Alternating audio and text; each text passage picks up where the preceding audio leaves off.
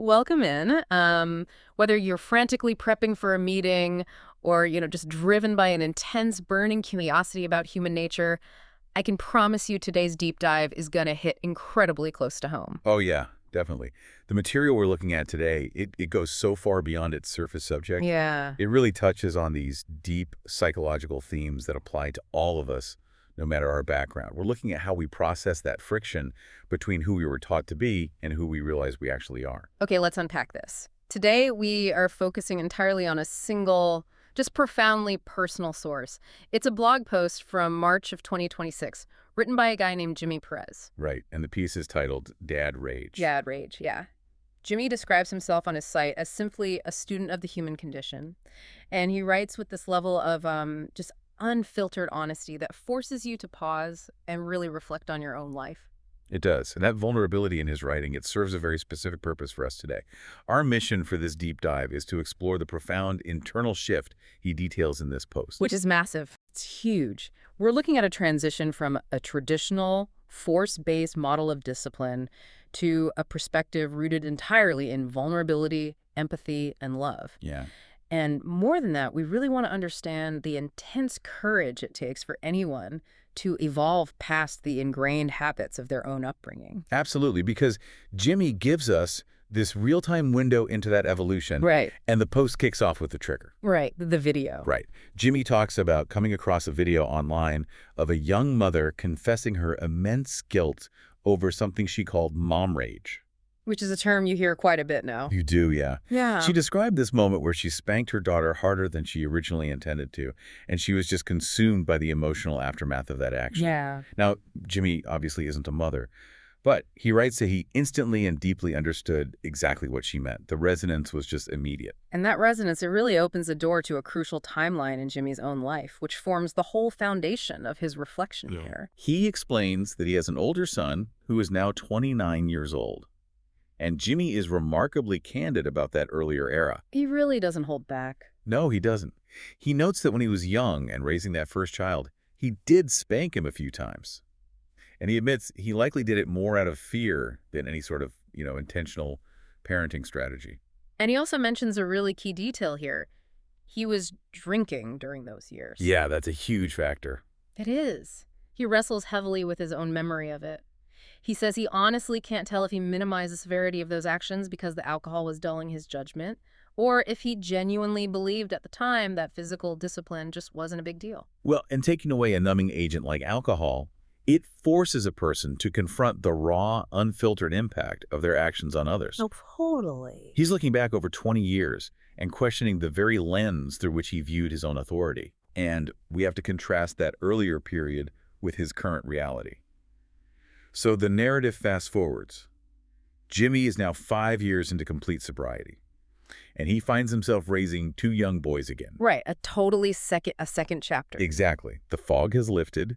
He's entirely present, which sets the stage for a completely different kind of interaction with his kids. Which brings us right to the climax of this narrative. It's the turning point that just completely shifts his worldview. Yeah, this part is intense. It really is. So one day, with his two young boys, he loses his temper. He raises his voice, and he writes that he isn't even completely certain if he physically moved to spank one of them, but what happens next changes everything. Right. In that split second, he looks down and sees something specific in his son's eyes. He sees fear. Wow. And what's fascinating here is how Jimmy processes that exact fraction of a second. This is the precise moment a generational cycle is broken. Yeah. He isn't just seeing a biological reaction in his child. He's seeing himself as the source of that terror. Yeah, Jimmy writes, and I quote, "It pierced me in a way I can't fully describe. It felt like it hit my soul." That piercing moment acts as a catalyst. Yeah. It's not just about a father feeling guilty. This is a masterclass in breaking a behavioral loop. Right.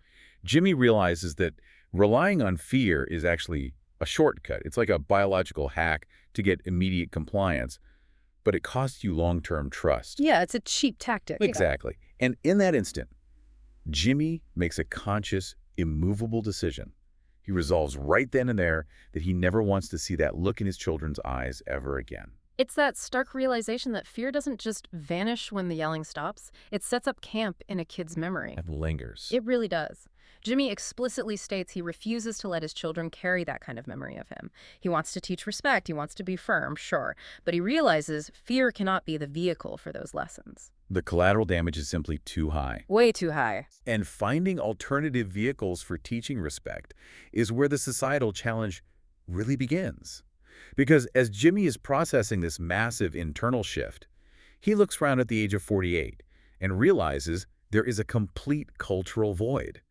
Men simply do not talk about this. It's wild, isn't it? He points out that he can't remember ever hearing another man openly speak about losing control in that way, or feeling that crushing guilt, or actively changing his approach to fatherhood midstream. No, never. It's radio silence. Men are left to navigate the emotional fallout of their anger entirely alone. If we connect this to the bigger picture, it's incredibly revealing about the cultural expectations placed on masculinity. Yeah, let's talk about that. Society readily encourages men to talk about providing. They're encouraged to talk about protecting their families. They're expected to discuss being strong. Always strong. Always. But there's an absolute silence around vulnerability. There's almost no recognized script for a man to admit he was wrong or to discuss the internal emotional labor of shifting his entire paradigm of what it means to lead a family. Because the default script tells men that strength equals force. Exactly. And Jimmy is standing there essentially rewriting the script to say true strength might actually require abandoning force altogether. Right. Which is terrifying. Yeah, breaking away from that societal expectation brings a flood of anxiety. You can literally see the doubt creeping into his writing. Oh, for sure. He immediately questions his new approach. He starts asking himself, did I swing too far the other way? Am I being too soft now? Am I too cautious? Have I completely overcorrected? And those are completely natural questions when you step outside of a recognized cultural norm. Yeah. When you abandon the only model of authority you were taught, you suddenly feel like you're flying blind. You have no map. None. Mm. The fear of being perceived as weak or actually being an ineffective leader in your own home, it weighs heavily on him. It's the cognitive dissonance of knowing the old way is wrong, but not yet feeling secure in the new way. But he delivers this powerful antidote to all that doubt. Yeah. Jimmy resolves that internal conflict by saying, but if I'm going to err, I'd rather err on the side of love. Wow. And that resolution requires dismantling a lot of built-up psychological architecture. It does. To actively choose love and gentleness over the appearance of control is a radical departure from the traditional masculine ideal. It really is. I mean, think about your own life for a second. How often do you see someone, especially in a position of authority, whether that's a parent, a boss, or a community leader, openly and explicitly choose to prioritize empathy over the appearance of strength? It's incredibly rare. It's so rare. You can feel how much it costs Jimmy to get to that place because he doesn't just leave it at a cultural critique. He takes it a step further into the realm of tradition and faith. Yes, and that transition is crucial. He moves from examining society's expectations of men to examining the deeply entrenched religious expectations he grew up with. Okay, here's where it gets really interesting. Jimmy transitions into his struggle with his Christian upbringing. He specifically brings up the traditional concept of spare the rod. Right. As a Christian, he admits he's wrestled with that exact phrase. He's turned it over in his mind, trying to reconcile the religious teachings he grew up with against this new, undeniable feeling in his gut that physical discipline is wrong for his family. This touches on a deeply universal experience, the profound pain of growth. Yeah. Jimmy is articulating a philosophy on what it means to truly evolve past your origins. He points out a difficult truth. Just because something was considered normal in our upbringing, just because it was the accepted standard we experienced, doesn't inherently mean it was right. And walking away from that normal is brutal.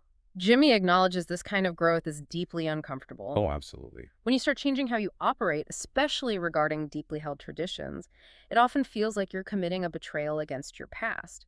You're effectively looking at the people who raised you and saying, your methods weren't good enough for me. And that fear of rebellion is exactly what keeps so many people locked into old patterns. Yes. It's easier to just follow the script. You're constantly second-guessing if your evolution is actually just disobedience to your community or your faith. It's a heavy burden to carry. Definitely. But Jimmy pushes through that fear because he leans into an internal voice that persists despite those anxieties. Right. He writes that you can call it your conscience, you can call it the spirit, or you can call it the goodness of God within you. Whatever terminology you use. Exactly. Whatever name you give it. Jimmy believes this voice is constantly nudging us toward growth. It's inviting us to evolve. Yeah. For him, that internal voice was explicitly telling him that physical discipline, that reliance on fear, was simply no longer the way for him. It was a closed door, regardless of what tradition dictated. And reconciling that internal voice with his religious texts requires a completely new framework. He starts examining how he actually interacts with those texts over time, rather than viewing them as static rule books. This part blew me away. He shares a profound realization about reading scripture. Jimmy notes you can read the exact same verse 10 different times at different points in your life, and you'll walk away with 10 completely different messages. Because you're a fundamentally different person each time you read it. Exactly. The text hasn't changed, but your capacity to understand its nuances has expanded based on your life experiences. He believes that's exactly what is meant when people say the word is alive. It meets us where we are today. Right. It doesn't meet Jimmy where he was 20 years ago when he was drinking and operating out of fear. It meets him today as a sober 48-year-old father trying to choose love. This raises an important question, and Jimmy explicitly warns his readers about this phenomenon. He asks us to consider how often we let others dictate the absolute certainty of a text. Yeah. How often do we adopt someone else's rigid interpretation, and in doing so, we completely silence our own internal wrestling. It happens all the time. Think about that concept of borrowed certainty in your own life. How many deeply held beliefs are you operating on right now that are actually just borrowed? That's a great term for it. Right. Things you accepted because someone in authority, a parent, a pastor, a mentor told you the matter was settled. It saves us the caloric energy of figuring it out ourselves, but it stunts our growth. It really does. Jimmy's warning is that when we rely on borrowed certainty, we end up missing the very evolution that might be stirring within us. Yeah. We shut down that internal nudge toward growth because someone else told us the boundaries were already drawn. We forfeit our own spiritual and emotional maturity for the sake of fitting into a pre-approved box. And that framework applies to any kind of received wisdom, religious or otherwise. Oh, everywhere. In corporate environments and relationships, we constantly adopt borrowed certainty, and letting go of it leads Jimmy to completely redefine his concept of prayer. Yeah, this is a beautiful shift. He writes, he's come to believe prayer is actually less about speaking and asking for things and much more about listening and aligning. It's a shift from treating prayer as a transactional request line to treating it as a state of receptivity. Mhm. He notes it is in the quiet that we hear the correction we need. He writes that it's in stillness that we recognize when something we once justified no longer sits right in our spirit. Exactly. He used to justify the fear-based discipline. He used to minimize it. But in the stillness of his sobriety and his maturity, it just didn't sit right anymore. He cultivated the courage to listen to that discomfort instead of drowning it out with tradition or alcohol. And you see the impact of this vulnerability in the way people responded to him. The source material actually includes a comment left on the blog by a reader named Lori Pullman. Oh, right, yeah. Lori summarized the tone of the post beautifully. She called it a loving testament to Jimmy's children. It really is. She praised his willingness to openly examine his actions, his faith, and his lingering questions. And honestly, it serves as external validation that while the cultural silence among men regarding vulnerability might be deafening, the hunger for this kind of honesty is incredibly real. When someone finally breaks the silence and speaks with that level of humility, it gives others permission to examine their own lives. Yes, it's contagious. It proves that wrestling with your demons out loud doesn't diminish your authority. It actually grounds it in something much more authentic. So what does this all mean? We've journeyed from a triggered memory of an old mistake through the clarity of sobriety into a theological and cultural wrestling match, all to land at a place of choosing love over force. Synthesizing all these takeaways, the core message is that genuine growth requires an immense amount of humility and relentless self-reflection. Yeah. Most importantly, it requires the sheer courage to do things differently than you once did, even when it feels like you're betraying your own history. That's the hardest part. It is. Those piercing moments Jimmy described, the moments of sudden, painful realization, they hurt deeply because they expose our flaws. They strip away our justifications. But they are exactly the forge that refines us into better versions of ourselves. They are the mandatory catalyst for evolution. They expose us, but They invite us to grow. That's the duality of it. As we wrap up this deep dive, there's one final thought I want to leave you with. Something to mull over as you go about the rest of your day. Okay. Near the very end of his post, Jimmy reflects on his entire journey and writes, "Fatherhood has changed for me. Or maybe I've changed within fatherhood." That subtle distinction completely shifts how we view personal development. It leaves you wondering about your own life. When we finally find the courage to abandon the outdated traditions that shaped us, when we stop operating out of fear, borrowed certainty, or societal expectations. Wait, no, let me rephrase that without the pause. When we stop operating out of fear, borrowed certainty, or societal expectations, are we actually changing the roles we play in life? Or are we simply, finally, stripping away the armor so that our true selves can step into those roles the way we were always meant to? Something to think about. Thanks for taking this deep dive with us.